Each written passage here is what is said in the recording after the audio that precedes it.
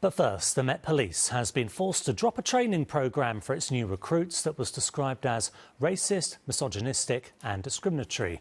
The next generation of detectives were being taught lessons at 4 London universities that lecturers say included stereotypes about Asian and Middle Eastern migrants. Ria Chatterjee has the story. You're looking at a Metropolitan Police training manual for entry-level detectives.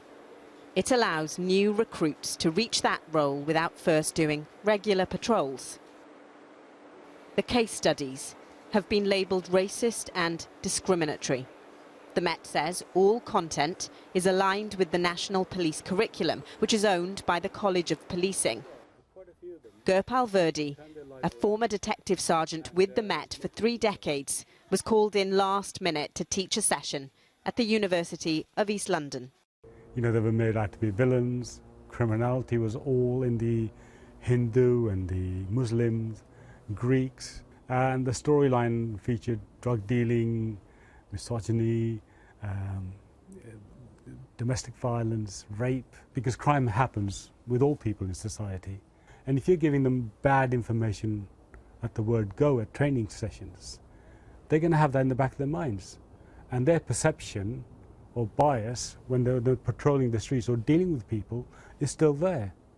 The Met says nothing was raised by the recruits in their surveys initially, and that a small number of lecturers raised concerns about cultural sensitivity. The Mayor of London is directly accountable for policing in London, so we asked him how he's going to ensure that the College of Policing reviews its training material.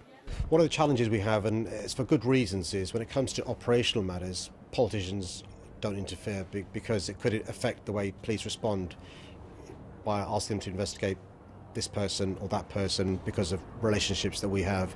So operational matters are often kept separate from politicians for good reasons, but actually... No, but you design strategy, don't you? So you can look, for example, at how education and syllabuses can ensure that these stereotypes and these damaging racist tropes don't get into those early stages of training. Let me finish the point. And so the point I was going to make before you asked the further question was, that's why it's really important that the new commissioner, who has to be a reforming commissioner, makes sure that when I'm given the assurance that actually the police isn't racist, that's not enough.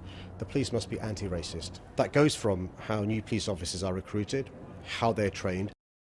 A private security company called Babcock are contracted to deliver this training for the Met. It says a new training programme started in May. People will not challenge issues if they're getting money. People will not challenge issues if they're nice and comfortable. And challenging comes with risks, says Mr Virdi. Ria Chatterjee, ITV News.